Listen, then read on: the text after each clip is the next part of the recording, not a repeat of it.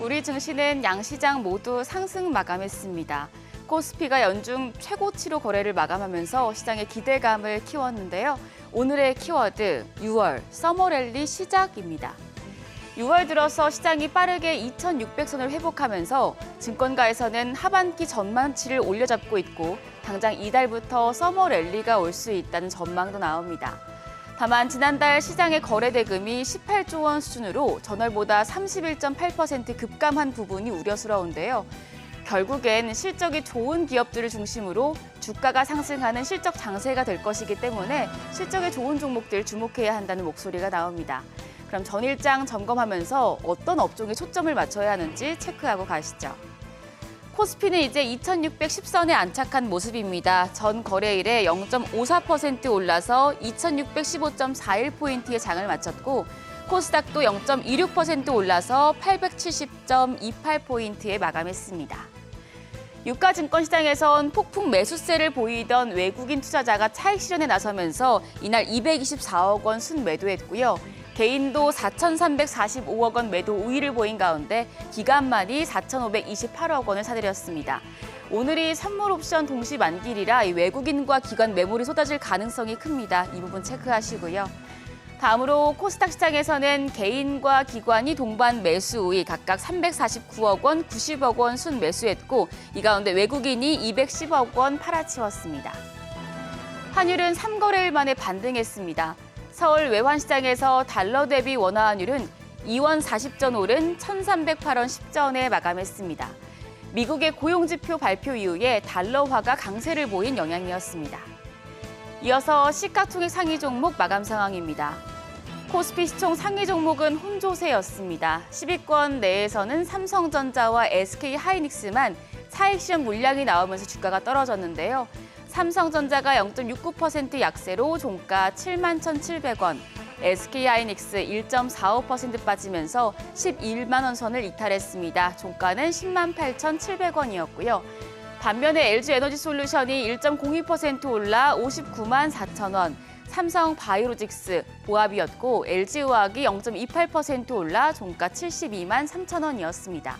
또 그 밖에 삼성 SDI 등도 강세로 장을 마쳤습니다. 코스닥 시장에선 시총 상위 종목의 하락세가 더 짙었습니다. 에코프로비엠이 5거래일 연속 강세를 이어가긴 했지만 에코프로가 하락 전환했는데요. 우선 에코프로비엠은 0.98% 오름세로 종가 25만 7,500원이었고 에코프로가 0.18% 빠지며 마감가 56만 6천 원이었습니다. 또 셀트리온 헬스케어가 1.69% 하락하며 7만 5,400원의 장을 마친 가운데 LNF도 1.56% 하락했습니다. 종가는 26만 5,500원. HLB가 1.31% 오르며 38,550원의 장을 마쳤지만 그 밖에 셀트리온 제약과 카카오게임즈도 강세로 마감하는 모습이었고요.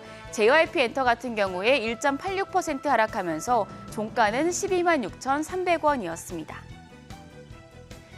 시장에서는 상승 업종이 하락 업종보다 확연하게 많았는데 그중에서도 조선과 기계, 전자제품, 전기장비 업종의 상승세가 가장 강했습니다.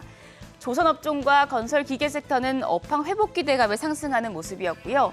전기장비 업종은 앞으로 15년간 송배선 투자에 90조 원을 쏟아부어야 한다는 소식에 수요 증가 기대감으로 관련주의 주가가 뛰었습니다.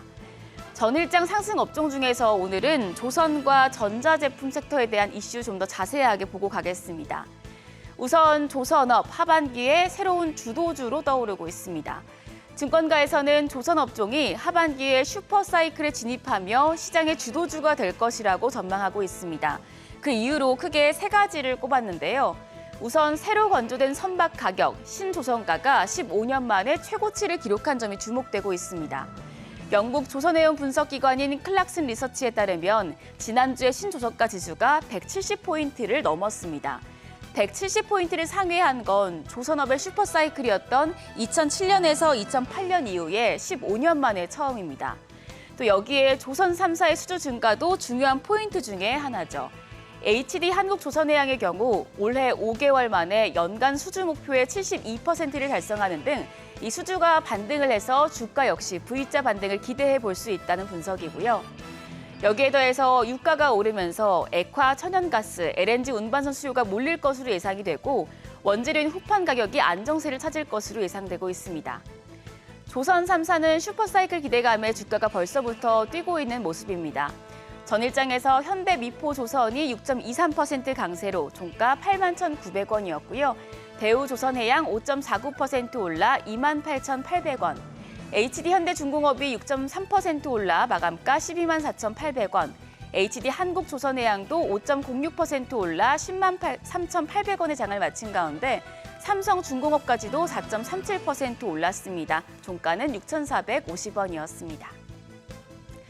다음으로는 전자제품 업종입니다. 이날 전자제품 업종이 뛴 건 LG전자의 영향이 컸습니다. LG전자 주가가 52주 신고가를 경신하면서 질주를 하고 있습니다. 증권가에서는 10년 저평가에서 벗어날 때라는 분석이 나오고 있는데요. 올 들어서 LG전자의 실적 기대치는 점점 높아지고 있는 모습이죠. FN 가이드에 따르면 LG전자의 올해 연간 영업이익이 전년 대비해서 24% 성장한 4조 4천억 원으로 예상되고 있습니다.